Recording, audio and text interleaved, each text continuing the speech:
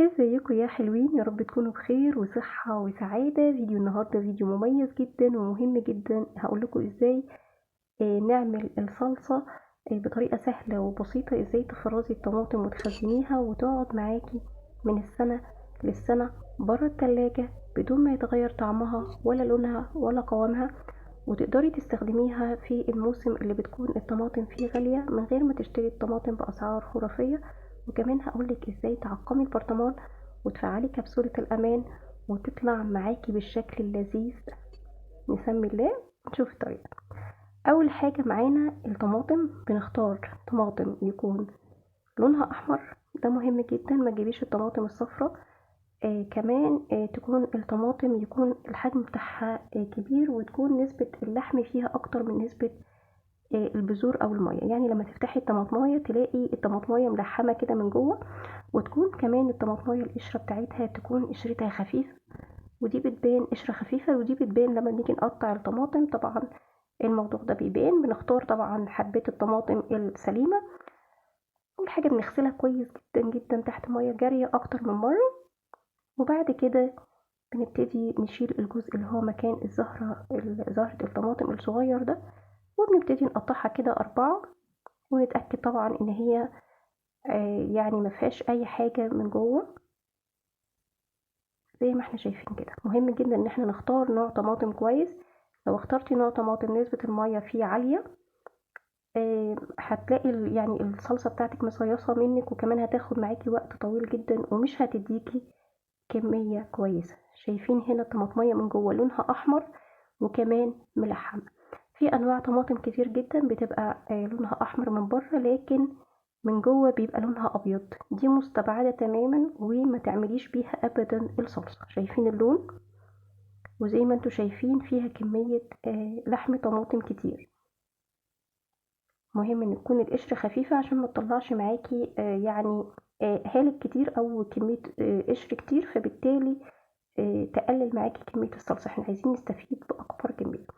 انا المقدار اللي انا عملته او الكمية دي هي كانت 5 كيلو. طبعا تقدري تزودي او تقللي، لكن احنا في موسم الطماطم دلوقتي. الطماطم سعرها حلو جدا، وده احسن موسم تقدري تخزني فيه الطماطم لمدة سنة قدام. وما تشتريهاش تاني بقى في الوقت اللي بيكون اسعارها فيه غالية. زي ما قلنا مهم جدا اختيار نوعية الطماطم. وبيكون معايا بنجراية واحدة متوسطة بقطعها كده بالشكل ده. طيب لو ما عنديش بنجر بعمل ايه؟ عندك 2 من البدايل هقولهم لك دلوقتي. بعد كده بحط كمية الطماطم بتاعتي كده في حلة على النار، وببتدي اغطيها لغاية ما تنزل ميتها. انا ما بحطش على الطماطم اي مية، على نار كده متوسطة هادية، وببتدي اغطيها لغاية لما تغلي بشويش وتبتدي تنزل ميتها بالشكل ده. وببتدي اقلبها بقى كل شوية. طبعا انت ممكن تضيفي الكمية في حلتين، وبعد كده لما تبدأ تخس نبدأ نحطها في حلة واحدة. ببتدي اقلبها كده بالشكل ده. شايفين بقى كمية المية برغم ان الطماطم ملحمة؟ ما بالك بقى لو الطماطم بتاعتك فيها كمية عصارة كتير او كمية مية كتير، مش هتطلع معاكي ابدا كمية صلصة كويسة. ونفضل بقى نقلبها كده على النار، وتخلي بالك كويس جدا علشان ما تتلسعش منك من تحت او تشيط وتغير منك طعم الصلصة او الطماطم. زي ما انتوا شايفين كده بفضل اغليها كويس قوي لغاية لما القشرة بتاعة الطماطم تبتدي تتقطع معايا وتدوب كده، يبقى انا الطماطم بتاعتي خلاص استوت. طيب لو انتي عملتي الطماطم ولقيتي فيها كمية كبيرة جدا من المية وهتاخد معاكي وقت كبير جدا على النار، شايفين حتى لون البنجر معانا افتحي ازاي، وما تزوديش في البنجر. لو لقيتي المية كتير تقدري تتخلصي من المية دي بكبشة كده، تقدري تشيلي كمية المية الزيادة تقصريها يعني بدل ما تاخد معاكي وقت اطول. بنفضل نغليها لغاية لما تبتدي مش بتتقل قوي، لكن بتبتدي المية بتاعتها تقل بالشكل ده، والقشرة بتبتدي تستوي. يعني لما اقطعها تتقطع معايا بسهولة. بعد كده وهي سخنة كده ببتدي اضربها بالهاند بلندر. طيب لو مفيش هاند بلندر تقدري تضربيها في الخلاط، لكن لازم تسيبيها تبرد علشان طبعا ما نبوظش الخلاط. لكن لو الهاند بلندر موجود مفيش مشكلة، هتبتدي تضربيها بالشكل ده. لو ما عندكيش بنجر، ايه الحاجات التانية اللي انتي تقدري تحطيها بحيث ان هي تعزز معاكي اللون وكمان ما تأثرش على الطعم؟ الفلفل الأحمر البلدي، الرومي العادي بس يكون لونه أحمر ويكون بارد، ده بتقطعيه وتحطيه مع الطماطم، بيكون ممتاز جدا وبيدي طعم حلو قوي وبيعزز اللون بتاع الطماطم. طيب مفيش ده ولا ده، تقدري تضيفي بعد ما تصفيها، تقدري تضيفي بابريكا عادي جدا، هي دي اللي يعني تحسن لك اللون. دي الثلاث اضافات اللي ممكن نضيفهم على الطماطم. بعد ما ضربناها هنا ببتدي احطها في مصفى تكون الفتحات بتاعته ضيقة، وببتدي اصفيها بالشكل ده عشان اتخلص من كل البذور والقشر بتاع الطماطم. انا عايزة طماطم متصفية لان انا هعملها في برطمانات، فمش محتاجة القشور والبذور دي لان دي ممكن تخلي الطماطم تفسد معايا. في المرحلة اللي احنا ضربناها دي تقدري تسيبيها تبرد تماما وتبتدي تخزنيها عادي جدا في اكياس. عايزة تصفيها اوكي، لو مش عايزة تصفيها بقى هتعملي بيها مثلا محشي او حاجات تانية، تقدري تخليها من غير تصفية وتعملي بيها اللي انت عايزاه. هنا كمية الطماطم بعد ما صفيناها كده بالشكل ده بنبتدي نرجعها تاني على النار، والخطوة دي بنعملها علشان احنا هنعملها صلصة برطمانات. لكن لو انت مش هتعملي كده هتخزنيها عادي بس بعد ما تبرد. بضيف معايا معلقة من الملح ومعلقة ونص من السكر، ودول مهمين جدا لمعادلة الطعم وكمان علشان نحفظ صلصة الطماطم. وبنبتدي بقى نحطها على النار ونبتدي نقلبها كده بالشكل ده. زي ما قلتلكم لو هنخزنها مش هنعملها في برطمانات، هنعملها في الفريزر، هنحطها في اكياس لكن لما تبرد تماما، وتبتدي تقفلي الاكياس بمنتهى البساطة وتحطيها في الفريزر بتاع التلاجة، هتقعد معاكي سنة واكتر مش هيحصل لها اي حاجة، لا اللون هيتغير ولا الطعم هيتغير ولا اي حاجة. لكن هنا احنا هنعملها في برطمانات ونعملها زي الصلصة المعلبة اللي بنشتريها من بره بالظبط. نفضل نقلب كل 10 دقايق زي ما انتوا شايفين، وهنا بتعمل فقاعات او بابلز كده، نخلي بالنا كويس جدا لان هنا ممكن لو سيبناها مكشوفة بتبوظ طبعا البوتاجاز وبتبوظ الدنيا، وكمان ممكن تلسعنا في ايدينا. لما نيجي نقلب يا اما نطفي النار ونرجع نولعها تاني او ننقلها على العين التانية تكون مش شغالة ونقلبها ونبتدي نرجعها تاني علشان نحافظ على بس البوتاجاز وعلى ايدينا.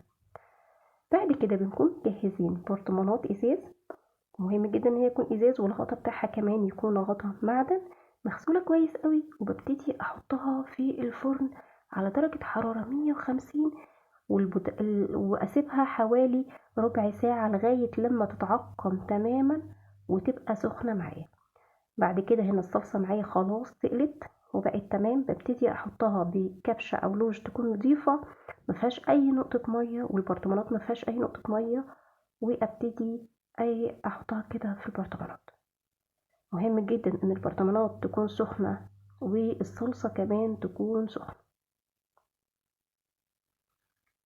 نخلي بالنا ان البرطمانات بتاعتنا ما يكونش فيها اي كسر او اي شرخ، بحيث ان انت ممكن لما تحطي فيها الصلصة السخنة ممكن لا قدر الله تتكسر او تطق منك، فلازم تكوني مختارة البرطمانات بعناية. اي جزء بسيط ممكن بيقع منك كده بنبتدي ننضفها بمناديل كويس قوي او بفوطة، بنبتدي نمسح كل الحاجات الزيادة اللي بتنزل على البرطمان من بره ده، يعني لو احنا ما خدناش بالنا. مهم جدا خطوة تعقيم البرطمانات. لو حطيتيها في برطمان غير معقم، البرطمان بارد مش سخن، للأسف الصلصة هتفسد منك ومش هتعيش أبدا، وهتلاقيها طعمها اتغير وللأسف باظت. فمهم جدا نعمل الخطوات بالظبط. بعد كده بحاول امسك البرطمان بفوطه، وانا هنا لابسه جلافز فممكن اكون الحراره يعني اهدى شويه، لكن نمسك البرطمان بفوطه ونقفله كويس جدا. انا هنا عبيت البرطمانات، شايفين لون الصلصه قد ايه جميل وتحفه، اللون حلو قوي. مهم جدا ان احنا ما نكترش فيه البنجر، لان البنجر لو زودتي هيديكي لون كأن زي لون، مش هيديكي لون طماطم، هيديكي اللون الاحمر اللي هو بيصبغ ده في اي حاجه. هتيجي تحطيه على مكرونه، على بطاطس، على اي حاجه، هتلاقي اللون عمل لون كده مش حلو كأنها صبغه. بصوا بقى هنا احنا لسه معبين البرطمانات فيها تكه كده، لسه البرطمان ايه ما عملناش، ما فعلناش فيه كبسولة الأمان. نبتدي نمسكه بفوطة كده ونقفل كويس جدا، ونتأكد ان الغطا طبعا بتاعه ونقفله كويس.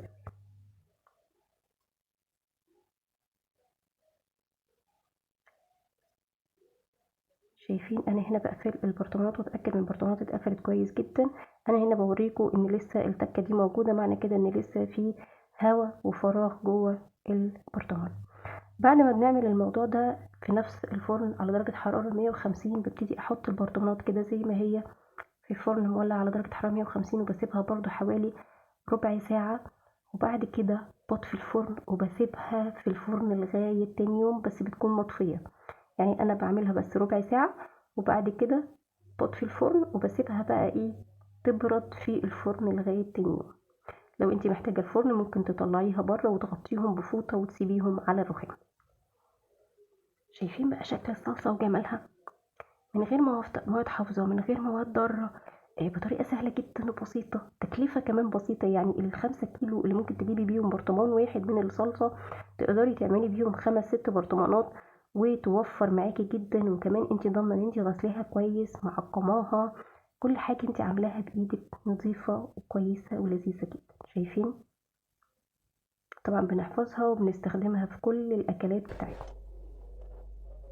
تعالوا بقى نشوف البرطمانات اللي احنا عملناها ودخلناها الفرن، واوريكم بقى التكه اللي كانت موجوده في البرطمان. مش هتلاقوها خلاص موجوده، هتلاقوا الغطا كده ابتدى يتسحب لجوه او يتشفط لجوه كده. خلاص احنا فعلنا فيه كبسولة الامان اللي هتحافظ على الطماطم بتاعتك سليمة لمدة سنة كاملة بدون ما يحصل لها اي حاجة.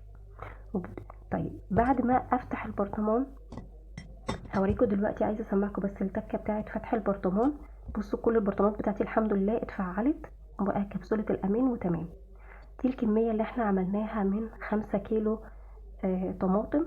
مهم جدا ان الصلصه نوصلها على النار لاقصى درجه، ان احنا ما يبقاش فيها ميه ابدا. طيب لو حبيتي بعد كده تستخدمي البرطمان وتفتحيه، انا عايزه اسمعكم بس التكه بتاعت فتح البرطمان الاول، وهقولك بعد كده المعلومه اللي عايزه اقولها لك. كده ده متفعل، سامعين؟ سمعتوا الصوت ده؟ بصوا ابتدى يرجع تاني زي ما هو. لو حصل الحركة دي كده انت البرطمان بتاعك خلاص لازم يتحط في التلاجة. طبعا هتفتحيها تاخدي منه، ولازم لما تاخدي منه بمعلقة نظيفة مش مبلولة، معلقة ناشفة، وتبتدي تحطي على الوش طبقة من الزيت زي استخدام الصلصة العادية اللي بتشتريها. شايفين الصلصة تقيلة ازاي؟ ما فيهاش ولا نقطة مية، ده مهم جدا. القوام بتاعها يكون تقيل، احنا مش بنتقل بنشا ولا بأي حاجة، لا. ده كده خلاص انا مش هقدر اخليه بره، ده هحفظه في التلاجة وابتدي استخدمه. يا رب اكون قلت لكم كل المعلومات اللي ممكن تعرفوها او مهمة جدا في الموضوع ده، عشان لما تيجي تعمليه يكون سهل وبسيط عليكي، وتقدري تخزنيها بطريقة سهلة وبسيطة وسلسة. اتمنى الوصفة تكون عجبتكم، واتمنى ان انتوا تخزنوا الطماطم الموسم بتاعها واسعارها حلوة جدا. انتهزوا الفرصة وخزنوا بقى لشهر رمضان الكريم ولسنة كمان كاملة. اشوفكم في وصفة جديدة وفان فود مع مورا. باي باي.